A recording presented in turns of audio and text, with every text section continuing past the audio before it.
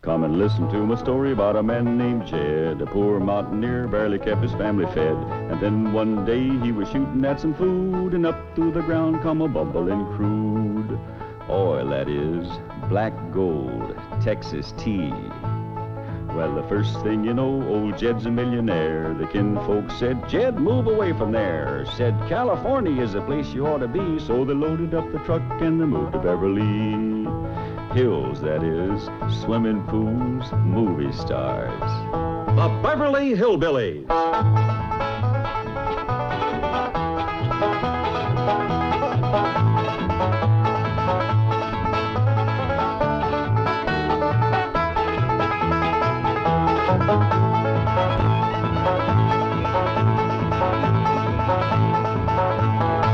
Come along and visit with the Clampett family as they take you to their mansion in the hills of Beverly. And when they do, you'll run into a friend of theirs you've met, that good old friend with filter blend, Winston cigarette. Winston tastes good like a cigarette should.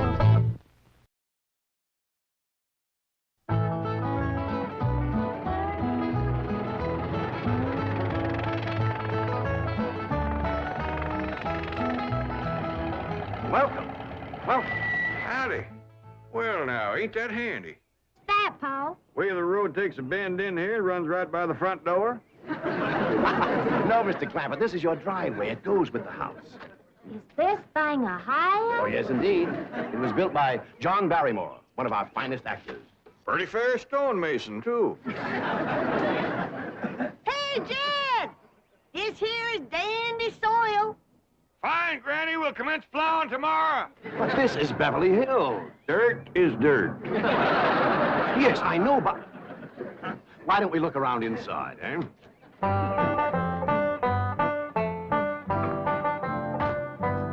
Well, here we are.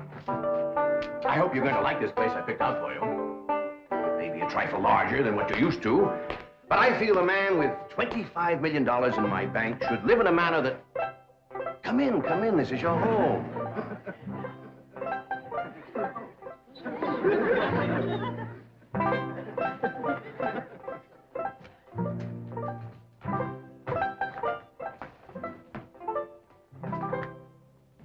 As I say, it may be a bit more than you're used to, but I'm sure you'll be comfortable.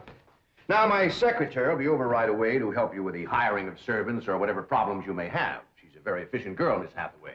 Jed? Jed?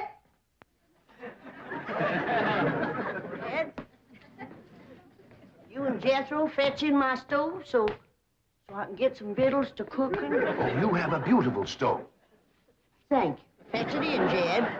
You scare up some wood, Ellie. No, I mean you have a stove already installed in the kitchen. Where's that? I'll show you. Excuse us. Ellie, you go with Granny. She'll still need you to fetch some wood. Sure, Pa. Uncle Jed, guess what? There's a whole nother house up here. Jethro, come down from there. Like as not that belongs to somebody else. Darn. This is your kitchen. Oh, and here's the stove. The last word in food preparation. And speaking of food, you'll find everything you could possibly want stored right in here. See?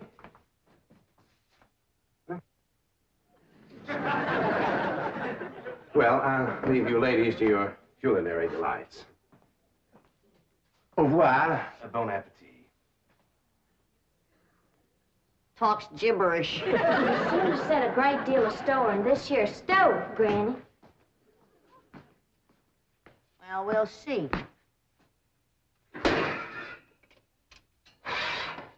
Ellie, you run out and fetch some wood. I'll get a fire to going in here and we'll see. Jethro, I hope it's all right for you to be missing school. Oh, sure, Uncle Jed. They ain't straight in the 5th grade. You're in the 5th grade already? Starting this year. Yeah, it don't seem like no time at all since I went with your ma to get you started in the 1st grade. You was 6 years old. No bigger than that. We drove clean over to Oxford. So you could go to the same school your pa went to. You wouldn't know that town today, Uncle Jed. Oxford? Yes, sir. Well, that town has growed and spread out and built up and just kept getting bigger and bigger. Where today, why, I bet you there must be at least 3 or 4 dozen people living there. A place like that's all right to visit, but I wouldn't want to live there. Can I be of any assistance? No, thank you, Mr. Drysdale. We were just talking about Jethro here getting back to school. Oh, well, we have some excellent educational facilities out here, Mr. Clappett. Where do you go to school, Jethro? Oxford. Oxford. Yeah, you see, Jethro's ma, that's my cousin Pearl.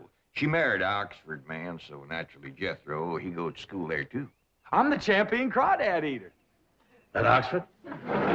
Jethro put away 3 buckets of crawdads. 4. And he's learned to cipher and everything. Cipher some for Mr. Drysdale. 1 and 1's 2. 2 and 2's 4. 4 and 4's 8. I have to take off my shoes to get any further than that. Never mind. I'm sure we're thinking of 2 different Oxfords. You see, there's one that's very, very famous and very old. That's where Jethro goes to school. Been there since pioneer days. That's how come it got its name. It's where the oxen used to ford the river. So folks took to calling it Oxenford, and later on it got shortened to Oxford. Yes, I see. Well, I'll be running. Oh, by the way, here are your keys. My secretary should be over very soon. Well, thank you very much, Mr. Drysdale, for everything you've been doing for us. Oh, it's my pleasure, Mr. Clappett. You see, I'm not only your banker, I'm your next-door neighbor.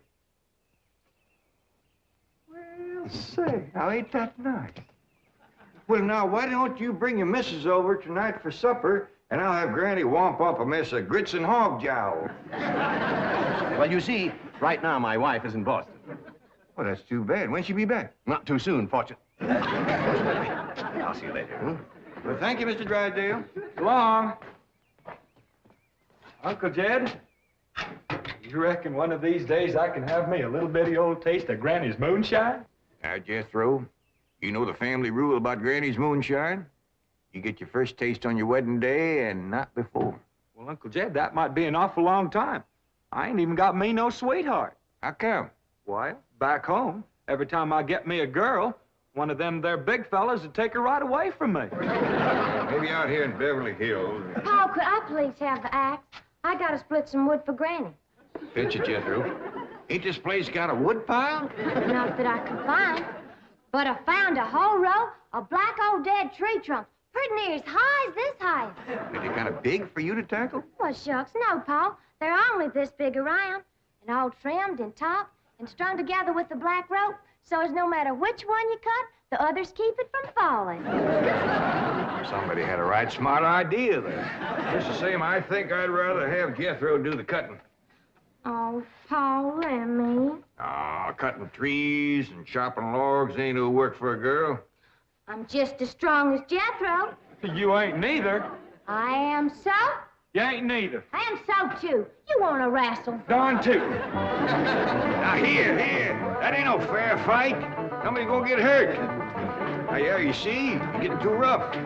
Jethro. A person can get crippled from a hold like that. Get up from there. I can't, Uncle Jed. You turn him loose and get up from there before I take a strap to the boot. Now, here, you get out there and chop down one of them tree trunks and saw Granny some nice logs. Yes, sir, Uncle Jed. Could have whooped you if you hadn't tripped me. Ellie, come back here and sit down. I want to talk to you. Whooped him fair and square, and I'll do it again. You won't. That's what I want to talk to you about. Ellie Mae, you're getting too big to wrestle with boys. I'm as big as Jethro. Big that way, I mean, growed up. You're a young lady now. You gotta start minding your manners and fixing yourself up real nice and wearing dresses. Paul, folks would call me a sissy. Well, it ain't sissy for girls to act like girls.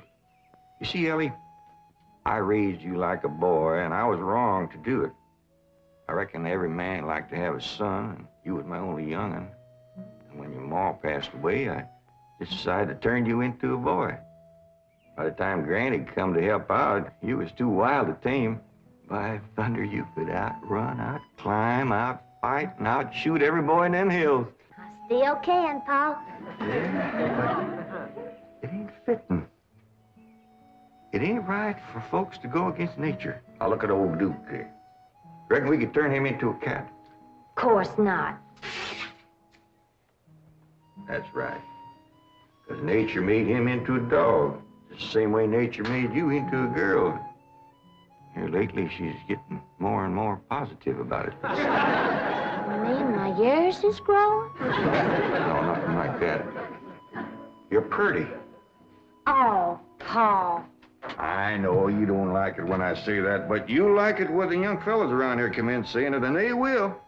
Only they'll probably be using words, fancy words I won't even understand. But Ellie Mae, ain't nobody can ever tell you how pretty you really are, except me. You're the living picture of your ma.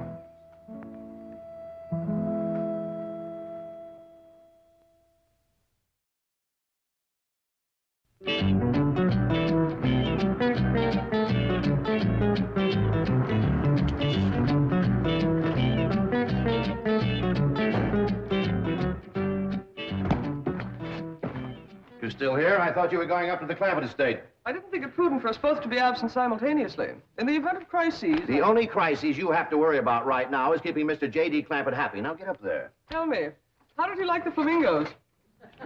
What flamingos? I thought pink flamingos around the swimming pool would add a rather elegant touch. Mr. Clampett is not a man educated to elegance. That will take time. Right now, there are more pressing problems. Of course, getting settled, the servant problem. Well, whatever they are, just get up there and solve them. Now, J.D. Clampett is this bank's largest depositor, and I'm making his satisfaction your responsibility. I accept the mantle of responsibility with which you have cloaked my shoulders. And I shall so conduct myself that if this great financial institution shall last 1,000 years, people will still say, this was their finest hour.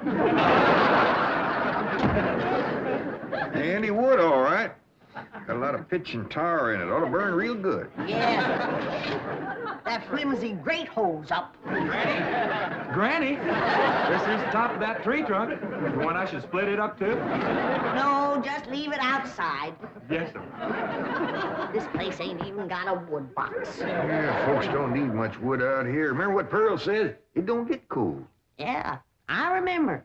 It might not get cold in the day, but it sure freezes solid at night. How you know? I'll show you how I know. Every bit of food in this here storage bin is froze harder than a rock. Yes. Look.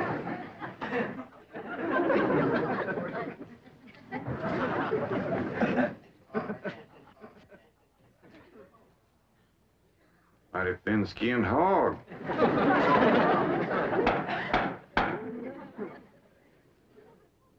But I'll be doggone. Take me 2 days to thaw out that ham before I can ever cook it.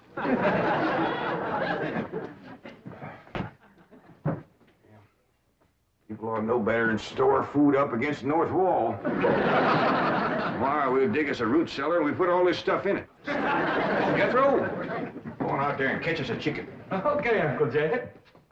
How you know we got chickens? Place this size is bound to have chickens. They ain't all froze today.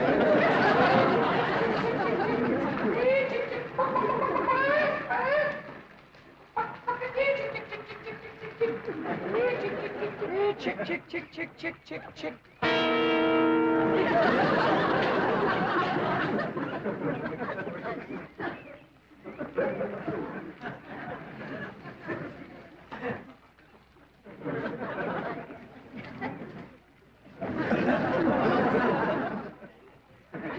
I keep a chicken. Here's that bucket. You want it? You take it, Ellie. See if you can find a creek. I gotta have some water. You want a pump on this place? It ain't even got a well. Uncle Jed, Uncle Jed. Yeah, boy. Did you find a chicken? I found something. I ain't sure if it's a chicken, a goose, a duck, or what. Where is it? I couldn't catch it. That thing can outrun a jackrabbit. There ain't no goose or duck. Must be a chicken. If it is, I was right about things growing bigger out here. That thing was this high. Chicken? Ah, Jethro. Honest, it's got legs this long. Dibby's on the drumstick. Drumstick ain't much.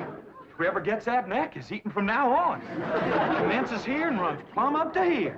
Jethro, you ain't forgot what I said about Granny's jug of liquor. I ain't been at Granny's jug. You have your in for it. Honest, cross my heart. Where'd you see this chicken? Down by the cement pond. Cement pond. Uncle Jed, that pond is the fanciest thing you ever did see. Why, they are steps, so's the cattle can walk right down into it and get a drink. And up at one end, there's a lady standing there made out of rock. And she's a-pouring water out of a jar right into that cement pond. Oh. Well, that's how come that big old pink chicken to get away from me. Flew right over the top of that there rock lady, landed in that pond, and swam like an otter. Just flapping them big old pink wings and hollered. What color did you say that chicken was? It's pink. Ain't I told you that stuff would stunt your growth? Miss Granny, I didn't touch a drop. You and me is going to the woodshed. Now, Jethro, you swear to be telling the truth? So help me, Jefferson Davis. You take your hat off when you speak of the president. He ain't president no more. I'll have no Yankee talk in my kitchen. Now, Jethro, you and me is going back out there and corner that chicken. Granny, you get your fire to going. Ellie Mae, you sweep up out front and keep your eyes open for that Miss Hathaway. I'm counting on her to take you in hand and get you in the right kind of clothes. Come on. Chicken.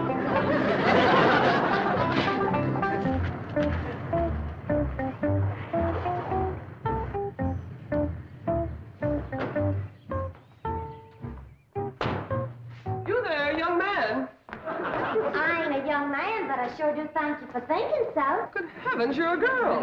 Yeah. I'm Jane Hathaway, executive secretary to Mr. Drysdale. And you, I take it, are a domestic of some sort? Cleaning girl, housemaid? Just what are your duties with Mr. Clampett? Well, he sent me out here to sweep up, but he said you'd take me in hand and get me in the right kind of clothes and everything. Indeed, I shall. We have a complete servant's wardrobe from chef to chauffeur. Come with me. What in the name of Thomas Chippendale is this? Has Mr. Clampett seen this disgraceful and unsightly mound of debris? Oh, yes, ma'am. This is all his. Oh, what charming antiques. Just like you said, Jethro, a rock lady pouring water into a cement pond. Yes, sir. And over there's where I seen that great big pink chicken. Only thing is, it don't sound like a chicken. It makes a kind of hollering noise.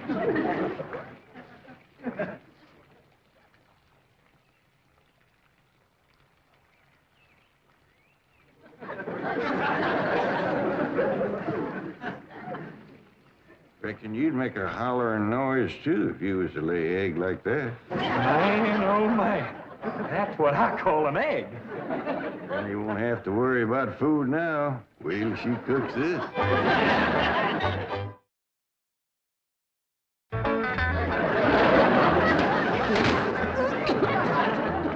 That blame city stove don't draw worth nothing.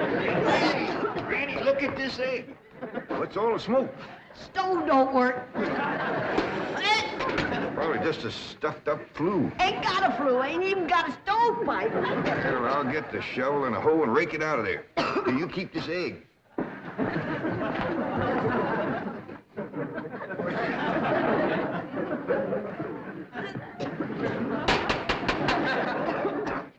Just like everything else out here. Froze solid.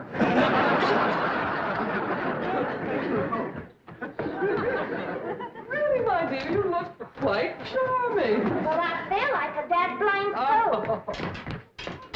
Just a moment. Yes, out now. I'll be right back. Oh, that was my Pa. I take it he's a gardener. Oh, yes, ma'am. Pa just can't wait to commence gardening. Apparently. However, as though I admire his enthusiasm, I must forbid him access through the main entrance. Now, tell me about the rest of the staff. Is there a chauffeur? A what? Someone who does the driving. Oh, yes, ma'am. That's Jethro. Of course, I don't reckon he can stay around very long. He's got to get back to Oxford and go to school. Oxford? He attends Oxford University? Well, he just calls it school.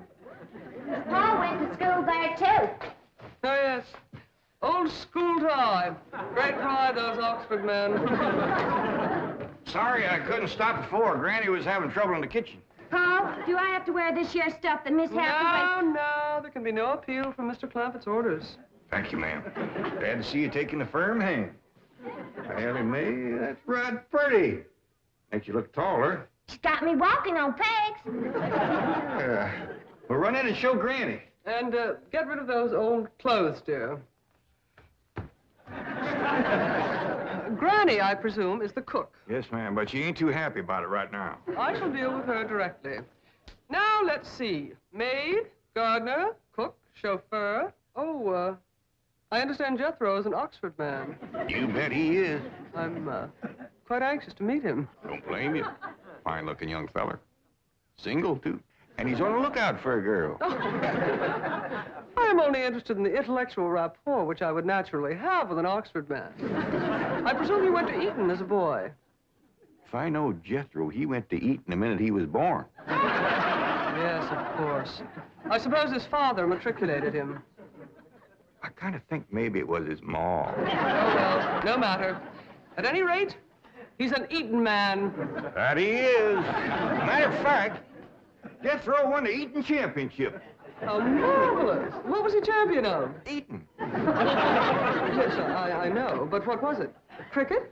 Oh, no, it was crawdad. I don't think even Jethro would eat crickets. I was referring to the game of cricket. Jed, where's the axe? I'll bet you, Granny. You talk to Miss Hathaway. And just why does Cook need an axe? I've hit this with everything I could lay a hand to. I even whopped it with an iron skillet. You are supposed to hit it with a croquet mallet. All right, where is it? I don't think I'll tell you. There is a time for work and a time for play. Now then, what are we cooking for Mr. Clampett? Well, I don't know what you're cooking him, but if he wants any victuals from me, somebody better shoot a possum. Possum? You got a better idea? But of course, a nice big fluffy souffle. All right. You shoot it and you skin it. You don't even know what a souffle is. What kind of a cook are you? I'm a cook with a stove that don't draw, food that's froze solid, chickens that can't be caught, eggs that can't be broke, and a smart alecky city woman telling me my business. That's what kind of a cook I am. Mind your tongue, little woman. I can have your job. You sure can, and the sooner the better. Jethro's coming, and just wait till you see what he's got. Thank heaven. Now I can have an intelligent conversation. Look, Granny, I caught that big chicken. I hope it ain't as tough as its egg. That is a flamingo. Oh, no, ma'am. That's my nephew, Jethro. Jethro, say hello to Miss Hathaway. Howdy, ma'am. This the big dangest chicken you ever did see. You go to school at Oxford? Yes, ma'am. I'm in the 5th grade. Stop bragging and wring that chicken's neck. Ellie Mae! No, stop, you barbarians. Don't harm one feather of that beautiful bird. I've taken just about as much as I'm going to take from you. Yeah, Granny. Ellie, you get the fire going under the big kettle outdoors. Young lady, where is your maid's uniform? I ain't going to wear. Oh, yes, you are. No, I ain't. Oh, yes, you are, if I must subdue you forcefully. I wouldn't try that. Tried to tell you. I'll set on her, Ellie. You get the fire to go. Now, here, Granny. Come on, let her up. Get off of it. You are discharged. All of you. Sacked. Fired. You are the most incompetent, insubordinate, belligerent group of domestics it has ever been my misfortune. Hathaway. Ah, Chief. You're just in time to help me take disciplinary action. You're fired. I've already told them. Not them, you. These people are the Clampetts. Clampett? Yes, that's right. Now go back to the office and pick up your severance pay. You are through. Now, Mr. Drysdale, hold on a spell. I reckon there's been a kind of a misunderstanding. But this little lady's been a right big help to us. Why, she fit in just like one of the family. Matter of fact, her and me is going out hunting.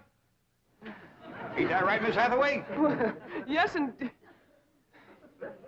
Yeah. Jethro, you can take that pink chicken back out to the cement pond. We're going out to shoot us a nice, big, fluffy souffle.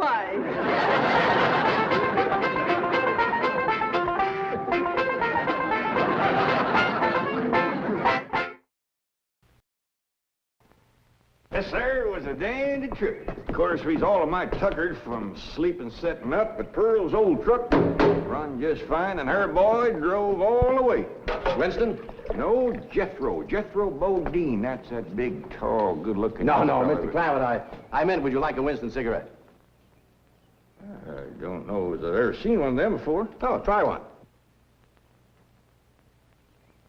Mighty good smelling tobacco.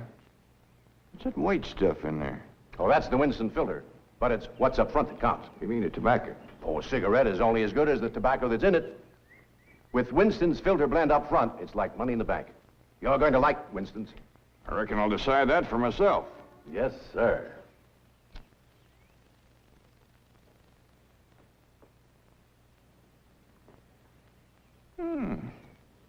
I like it. This here Winston tastes good. Like a cigarette should. The Beverly Hillbillies has been presented by Winston. We hope you enjoyed it, and we hope you'll try Winston, because Winston tastes good, like a cigarette should.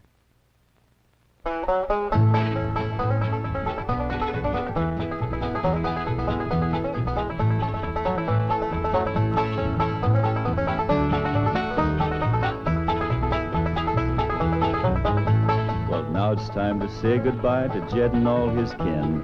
They would like to thank you folks for kindly dropping in. You're all invited back next week to this locality to have a heaping helping of their hospitality. Hillbilly, that is. Set a spell. Take your shoes off. You all come back now. Here. This has been a Filmways production.